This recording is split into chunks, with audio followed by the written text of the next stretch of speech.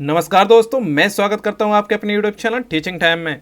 दोस्तों, अगर आप भी सीटेट 2024 के लिए पेपर 2 की तैयारी कर रहे हैं और आपका सब्जेक्ट साइंस है तो ये वीडियो आपके लिए बहुत हेल्पफुल रहने वाला है, क्योंकि मैं आपके लिए 6 to 12 तक की एनसीईआरटी के साइंस के एमसीक्यू और सीटेट के पेपर 2 के साइंस के ही प्रीवियस ईयर के क्वेश्चन लेकर आया हूँ, जो कि आपके एग्जाम के पॉइंट ऑफ व्यू से बहुत महत्वपूर्ण रहने वाले हैं। इसलिए आप इन सभी क्वेश्चन को बहुत ही ध्यान से पढ़ें, ताकि अगर यहाँ से कोई भी क्वेश्चन आपके एग्जाम में आता है तो वो आपसे ना छूटे। और वीडियो अच्छा लगे तो वीडियो को फ्रेंड्स एंड फैमिली के साथ शेयर करके वीडियो को लाइक और चैनल को सब्सक्राइब जरूर करें, ताकि स्टडी से रिलेटेड ऐसे अच्छे अच्छे वीडियो आप तक पहुंचते रहें। तो चलिए वीडियो शुरू करते हैं।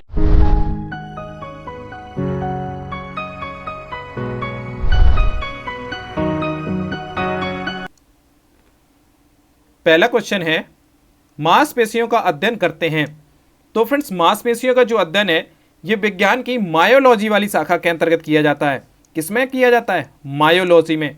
इसलिए इस क्वेश्चन का राइट आंसर ऑप्शन बी हो जाएगा। और फ्रेंड्स, माइकोलॉजी में कवकों का अध्ययन किया जाता है। किसका किया जाता है? कवकों का अध्ययन माइकोलॉजी में किया जाता है और मांसपेशियों का अध्ययन मायोलॉजी में किया जाता है। नेक्स्ट क्वेश्चन है, एम्पियर क्या मापने की इकाई है? तो फ्रेंड्स, एम्पियर जो है इससे विद्युत धारा मापी जाती है। क्या मापी जाती है? विद्युत धारा। इसलिए इस क्वेश्चन का राइट आंसर ऑप्शन बी हो जाएगा। नेक्स्ट क्वेश्चन है,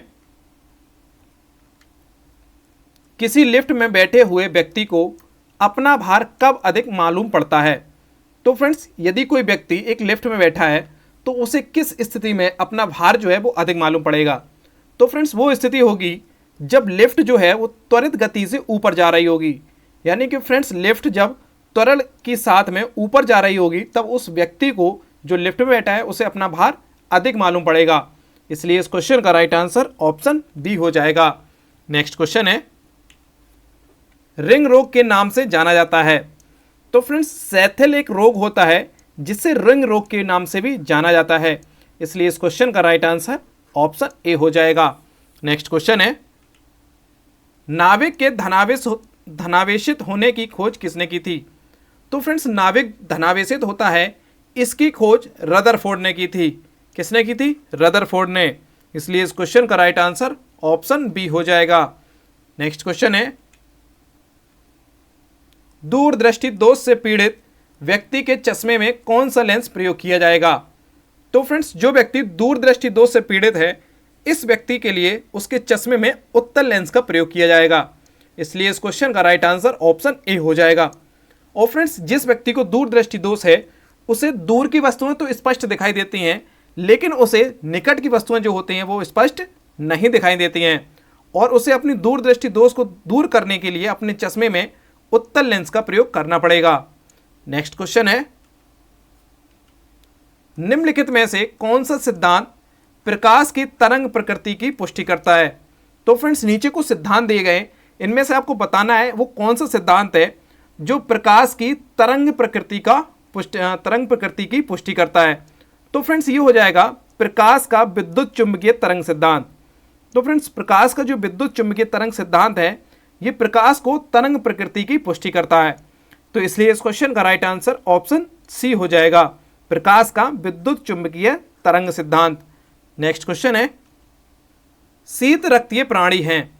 तो फ्रेंड्स, आपको बताना है नीचे कुछ प्राणी दिए गए हैं, उनमें आपको बताना है कि कौन कौन से जो हैं वो शीत रक्तीय यानी कि कोल्ड ब्लडेड प्राणी हैं। तो फ्रेंड्स, इसमें से मछली, मेढक और छिपकली ये तीनों ही जो हैं वो शीत रक्तीय प्राणी हैं। इसलिए इस क्वेश्चन का राइट आंसर ऑप्शन डी हो जाएगा, ये सभी। फ्रेंड्स, शीत रक्तीय प्राणी वे प्राणी होते हैं जो वातावरण के अनुसार अपने शरीर का टेम्परेचर यानी कि तापमान जो है वो घटा या बढ़ा सकते हैं। और जबकि फ्रेंड्स, इसके विपरीत जो गर्म रक्तीय प्राणी होते हैं वो उनका टेम्परेचर जो होता है फ्रेंड्स वो घटा या बढ़ा नहीं सकते हैं, उनका एक टेम्परेचर जो होता है वो फिक्स होता है। जबकि शीत रक्तीय प्राणी अपने स्थिति के अनुसार अपना टेम्परेचर घटा बढ़ा सकते हैं। नेक्स्ट क्वेश्चन है, स्कूटर का आविष्कारक है। तो फ्रेंड्स, स्कूटर के आविष्कार जो है ये ब्रॉड शॉ ने किया था। किसने किया था? ब्रॉड शॉ ने। इसलिए इस क्वेश्चन का राइट आंसर ऑप्शन ए हो जाएगा। नेक्स्ट क्वेश्चन है, एक वर्णांध पुरुष व सामान्य महिला की संतानों में पुत्रों के वर्णांध होने की संभावना है। तो फ्रेंड्स, वर्णांध यानी कि कलर ब्लाइंडनेस पुरुष और एक सामान्य महिला की जो संतानें होंगी उनमें पुत्रों के वर्णांध यानी कि कलर ब्लाइंड होने की संभावना कितनी है। तो फ्रेंड्स ऐसी कंडीशन में जो उनके पुत्र होंगे उनके वर्णांध होने की यानी कि कलर ब्लाइंडनेस होने की 0% प्रतिशत है। कितनी है? 0%। इसलिए इस क्वेश्चन का राइट आंसर ऑप्शन डी हो जाएगा, 0%। क्योंकि फ्रेंड्स जो वर्णांता जो होती है ये एक जो वर्णांत पुरुष है और एक सामान्य महिला है, तो ये जो होती है ये इनके बच्चों में नहीं होगी, ये इनकी बच्चों की जो आगे वाली जनरेशन होगी उसमें ये असर जो है वो दिखाई देते हैं। तो इनके पुत्रों में इसके होने की जो संभावना है वो 0% होगी। नेक्स्ट क्वेश्चन है, सामान्य फिटकरी है। तो फ्रेंड्स आपको बताना है कि इनमें से जो फिटकरी का फॉर्मूला यानी कि रासायनिक सूत्र कौन सा है।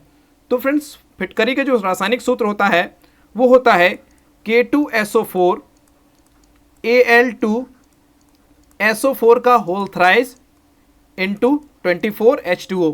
तो फ्रेंड्स ऐसा किस ऑप्शन में लिखा है? तो फ्रेंड्स इसमें लिखा है पहले ऑप्शन में, इसलिए इस क्वेश्चन का राइट आंसर ऑप्शन ए हो जाएगा। तो फ्रेंड्स फिटकरी के रासायनिक सूत्र हो जाता है K2SO4 Al2SO4 का होल थ्राइस इंटू 24H2O, इसलिए इस क्वेश्चन का राइट आंसर ऑप्शन ए हो जाएगा। नेक्स्ट क्वेश्चन है, प्राकृतिक रबर का बहुलक है। तो फ्रेंड्स प्राकृतिक रबर का जो बहुलक होता है वो आइसोप्रीन होता है। क्या होता है? आइसोप्रीन, इसलिए इस क्वेश्चन का राइट आंसर ऑप्शन बी हो जाएगा। नेक्स्ट क्वेश्चन है, वाष्पीकरण की दर निर्भर नहीं करती है। तो फ्रेंड्स आपको बताना है इनमें से जो कंडीशन दी गई हैं उनमें किस पर जो वाष्पीकरण की दर है वो निर्भर नहीं करती है। तो फ्रेंड्स आपको पता होना चाहिए कि जो वाष्पीकरण की दर है वो निर्भर किस पर करती है। तो फ्रेंड्स वाष्पीकरण की जो दर होती है वो द्रव के तापमान पर निर्भर करती है और उसके क्षेत्रफल पर भी निर्भर करती है और ये वायुमंडलीय दाब पर भी निर्भर करती है। और जबकि वाष्पीकरण की जो दर होती है वो उसकी मात्रा पर निर्भर नहीं करती है। तो फ्रेंड्स इस क्वेश्चन में भी यही पूछा गया था किस पर निर्भर नहीं करती है, तो इसलिए इस क्वेश्चन का राइट आंसर ऑप्शन सी हो जाएगा। द्रव की संपूर्ण मात्रा पर वाष्पीकरण की जो दर है वो निर्भर नहीं करती है, जबकि उसके ताप पर और उसके पृष्ठीय क्षेत्रफल पर और वायुमंडलीय दाब इन तीनों पर ही निर्भर करती है। और फ्रेंड्स ये क्वेश्चन आपके एग्जाम के पॉइंट ऑफ व्यू से बहुत इंपॉर्टेंट हो जाता है, इसलिए आप इस पर स्टार बना लेना। नेक्स्ट क्वेश्चन है, थर्मोकपल यानी कि ताप युग्मक जो होता है वो किसके द्वारा बनाया जाता है। तो फ्रेंड्स थर्मोकपल जो होता है ये दो असादृश्य धातुओं के द्वारा बनाया जाता है, यानी कि दो एक जैसी ना दिखने वाली धातुओं के साथ में थर्मोकपल बनाया जाता है, इसलिए इस क्वेश्चन का राइट आंसर ऑप्शन सी हो जाएगा। फ्रेंड्स आपने देखा जो होगा कि जो फ्रिज वगैरह होते हैं उनकी जो बॉडी होती है यानी कि फ्रिज की जो बॉडी वो बनाई जाती है वो थर्मोकपल की बनाई जाती है। और फ्रेंड्स ये ऐसी धातुओं से बनाई जाती है जो एक दूसरे से अलग होते हैं। इससे क्या होता है फ्रेंड्स, जो तापमान जो होता है, टेम्परेचर जो होता है, उसका आदान प्रदान नहीं हो पाता है। नेक्स्ट क्वेश्चन है, निम्नलिखित में से किनकी भित्तियों पर रक्त द्वारा डाले गए दबाव को रक्तदाब कहते हैं। तो फ्रेंड्स जो ब्लड प्रेशर जो होता है वो किस पर प्रेशर डालने से को रक्तदाब मापा जाता है। तो फ्रेंड्स ब्लड प्रेशर जो होता है वो धमनियों पर, किस पर? धमनियों में जो प्रेशर होता है उसी को ही मापा जाता है और उसी को ही ब्लड प्रेशर कहा जाता है, इसलिए इस क्वेश्चन का राइट आंसर ऑप्शन सी हो जाएगा। फ्रेंड्स शरीर में धमनियां और शिरा ये दोनों ही होते हैं। शिराओं में फ्रेंड्स अशुद्ध रक्त बहता है और धमनियों में शुद्ध रक्त बहता है। तो फ्रेंड्स धमनियों में जो ब्लड का प्रेशर होता है उसी को ही हम लोग मापते हैं। नेक्स्ट क्वेश्चन है, लार में कौन सा एंजाइम सर्वाधिक मात्रा में होता है। तो फ्रेंड्स लार में जो एंजाइम होता है वो टाइलिन होता है। कौन सा होता है? टाइलिन, इसलिए इस क्वेश्चन का राइट आंसर ऑप्शन बी हो जाएगा। नेक्स्ट क्वेश्चन है, मुख से निकली लार किसका पाचन करती है। तो फ्रेंड्स मुख में जो लार निकलती है ये स्टार्च का पाचन करती है, इसलिए इस क्वेश्चन का राइट आंसर ऑप्शन बी हो जाएगा, स्टार्च। नेक्स्ट क्वेश्चन है, एनिलिडा और मोलास के बीच की योजक कड़ी है। तो फ्रेंड्स एनिलिडा और मोलास के जो बीच की कड़ी जो है वो न्यूप्लिनी है। क्या है? न्यूप्लिना। फ्रेंड्स न्यूप्लिना जो है ये एनिलिडा और मोलास के जोड़ने वाली बीच की कड़ी है, इसलिए इस क्वेश्चन का राइट आंसर ऑप्शन ए हो जाएगा। नेक्स्ट क्वेश्चन है, रक्त लाल क्यों दिखता है। तो फ्रेंड्स ब्लड जो होता है ये हीमोग्लोबिन के कारण लाल दिखाई देता है। किसके कारण? हीमोग्लोबिन के कारण। इसलिए इस क्वेश्चन का राइट आंसर ऑप्शन बी हो जाएगा। नेक्स्ट क्वेश्चन है, धातुएं विद्युत की सुचालक होती हैं क्योंकि? फ्रेंड्स मेटल्स जो होती हैं यानी कि धातुएं जो होती हैं ये विद्युत की सुचालक होती हैं।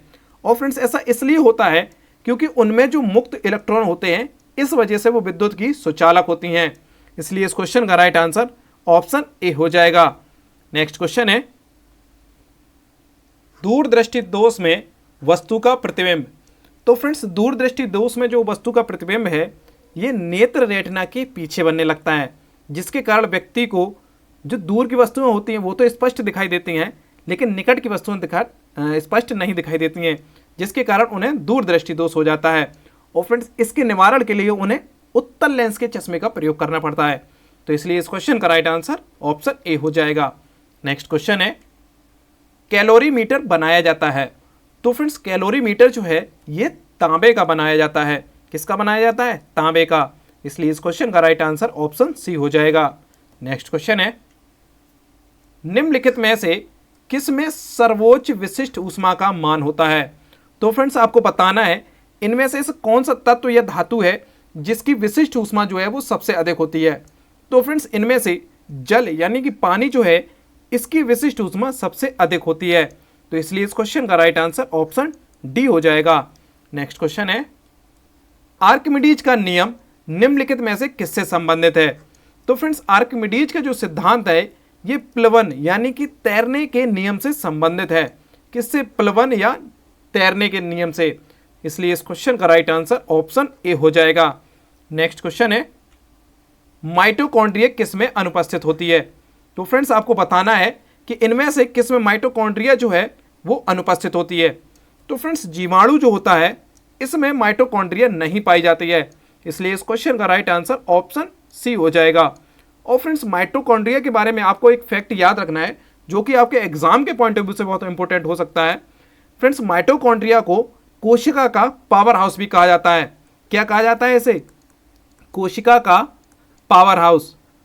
कोशिका का पावर हाउस जो है फ्रेंड्स वो माइटोकॉन्ड्रिया को कहा जाता है। यह भी आपको याद रखना है। नेक्स्ट क्वेश्चन है, जीन्स शब्द का प्रतिपादन किसने किया है? तो फ्रेंड्स जीन्स शब्द का जो प्रतिपादन है ये जॉनसन ने किया है। किसने किया है? जॉनसन ने। इसलिए इस क्वेश्चन का राइट आंसर ऑप्शन सी हो जाएगा। नेक्स्ट क्वेश्चन है, कार्बोरेटर का उपयोग होता है। तो फ्रेंड्स कार्बोरेटर का जो उपयोग होता है वो इंजनों में किया जाता है यानी कि मोटर कारों में या मोटरसाइकिलों में जो कार्बोरेटर होता है उसमें इसका प्रयोग किया जाता है। और फ्रेंड्स कार्बोरेटर का जो प्रयोग है वो पेट्रोल के साथ में हवा को मिश्रित करना होता है। क्या करना होता है? पेट्रोल के साथ में हवा को मिश्रित करना। इसलिए इस क्वेश्चन का राइट आंसर ऑप्शन बी हो जाएगा। नेक्स्ट क्वेश्चन है, एक समान चुंबकीय क्षेत्र में बल रेखाएं। तो फ्रेंड्स एक समान चुंबकीय क्षेत्र में जो बल रेखाएं होती हैं वो एक दूसरे के समानांतर होती हैं। कैसी होती हैं? एक दूसरे के समानांतर। इसलिए इस क्वेश्चन का राइट आंसर ऑप्शन डी हो जाएगा। नेक्स्ट क्वेश्चन है, टिश्यू कल्चर का अध्ययन किसके उपयोग के में होता है? तो फ्रेंड्स टिश्यू कल्चर का जो उपयोग है वो अनुवांशिकी के लिए किया जाता है। किसके लिए किया जाता है? अनुवांशिकी के लिए। इसलिए इस क्वेश्चन का राइट आंसर ऑप्शन डी हो जाएगा। नेक्स्ट क्वेश्चन है, विरंजक चूर्ण है। तो फ्रेंड्स आपको बताना है कि इनमें से विरंजक चूर्ण का जो रासायनिक सूत्र है वो कौन सा है। तो फ्रेंड्स विरंजक चूर्ण जो होता है इसका रासायनिक सूत्र होता है CaOCl2। तो फ्रेंड्स ये जो है ये ऑप्शन बी में लिखा है। तो इसलिए इस क्वेश्चन का राइट आंसर ऑप्शन बी हो जाएगा, CaOCl2। यानी कि फ्रेंड्स विरंजक चूर्ण या ब्लीचिंग पाउडर जो होता है ये इसका रासायनिक सूत्र है। नेक्स्ट क्वेश्चन है, मिनीमाता रोग होता है। तो फ्रेंड्स मिनीमाता रोग जो है ये जल में मरकरी यानी कि पारा के प्रदूषण से होता है। फ्रेंड्स जब जल में मरकरी या पारे की प्रदूषणता ज़्यादा हो जाती है तो इससे मिनीमाता रोग होने की संभावना बढ़ जाती है। तो इसलिए इस क्वेश्चन का राइट आंसर ऑप्शन सी हो जाएगा। नेक्स्ट क्वेश्चन है, प्राथमिक रंग कौन से हैं? तो फ्रेंड्स प्राथमिक रंग 3 होते हैं। कौन कौन से? ब्लू, ग्रीन और रेड। ये 3 कलर जो हैं फ्रेंड्स इन्हें प्राथमिक रंग कहा जाता है। तो इसलिए इस क्वेश्चन का राइट आंसर ऑप्शन ए हो जाएगा, लाल, हरा और नीला। तो फ्रेंड्स ये तीनों ही रंग जो है वो प्राइमरी रंग है। नेक्स्ट क्वेश्चन है, ऊष्मा के संचरण की विधि है। तो फ्रेंड्स आपको बताना है कि ऊष्मा का जो संचरण होता है वो किस विधि के द्वारा होता है। तो फ्रेंड्स ऊष्मा का जो संचरण है वो चालन यानी कंडक्शन, संवहन यानी कि रेडिएशन और विकिरण यानी कि कन्वेक्शन। फ्रेंड्स ऊष्मा का जो संचरण है ये तीनों ही विधियों के द्वारा होता है। तो इसलिए इस क्वेश्चन का राइट आंसर ऑप्शन डी हो जाएगा। ये सभी यानी कि ऊष्मा का जो संचरण है वो चालन, संवहन और विकिरण इन तीनों के ही माध्यम से होता है। तो इसलिए इस क्वेश्चन का राइट आंसर ऑप्शन डी हो जाएगा, ये सभी। नेक्स्ट क्वेश्चन है, कंप्यूटर वायरस केवल एक प्रकार का सॉफ्टवेयर है जो मुख्यतः नष्ट करते हैं।